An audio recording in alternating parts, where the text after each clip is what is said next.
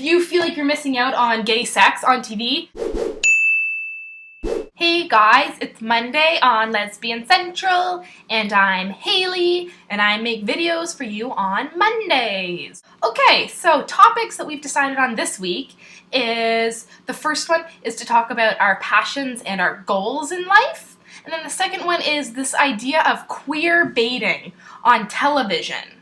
Not like debating, but queer baiting. Not gonna lie, I had to look this up on the internet, and I had to get some of the other girls on the channel to explain this idea of queer baiting to me, because I had never ever heard of it. Urban Dictionary defines queer baiting as when people in the media, usually television and movies, add homoerotic tension between two characters to attract more liberal and queer viewers, with indication of them not ever getting together for real in the show, book, or movie. Sheena pointed out a good example of a TV show is the show Rizzoli and Isles. I do watch this show, and the premise of the show is two female lead characters, Rizzoli and Isles. One is a police officer and one is a coroner, and they are completely straight individuals. But there is so much lesbian subtext going on with their two characters, and you just assume that they're together, or you want them to be together so bad.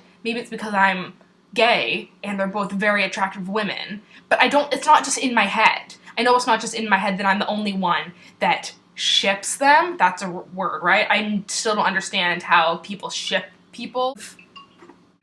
My girlfriend just texted me from the other room saying, straight people are not the enemy. No, babe, straight people are not the enemy. Thank you. Where was I?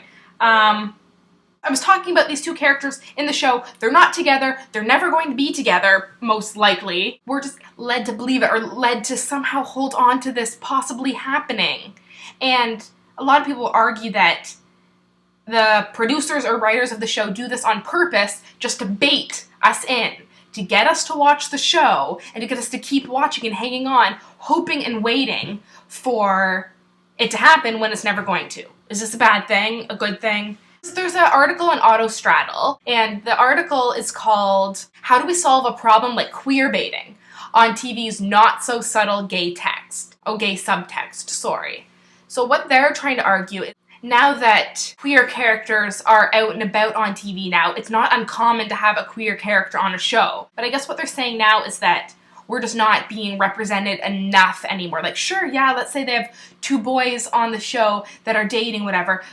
We know that they're gay, we know that they're together, but we don't see them actually together like you do straight couples. You may see them kiss, hold hands, but you don't see them doing more than just kissing, or kissing very intimately, or having those intimate moments, or having sex. We're not represented in that way. I kind of feel like people are just looking for things to argue about now, or it's like, okay, now we can't argue that we're not represented at all because we are in TV shows, but now we're not given enough. You're trying to find a problem somewhere where there really isn't a problem.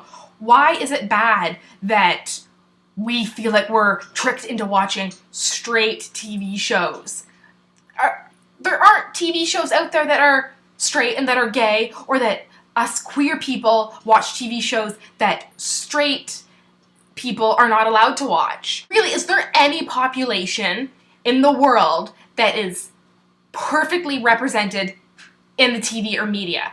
Okay, yes, some people may say white people. We are accurately portrayed on TV. But what about every other marginalized population? Are they perfectly represented on TV? No. I don't know why part of me wants to say that that's more of an issue than queer people being accurately represented. My whole thing that I have to say about queer baiting is that I didn't know it was a thing. Now I know it's a thing.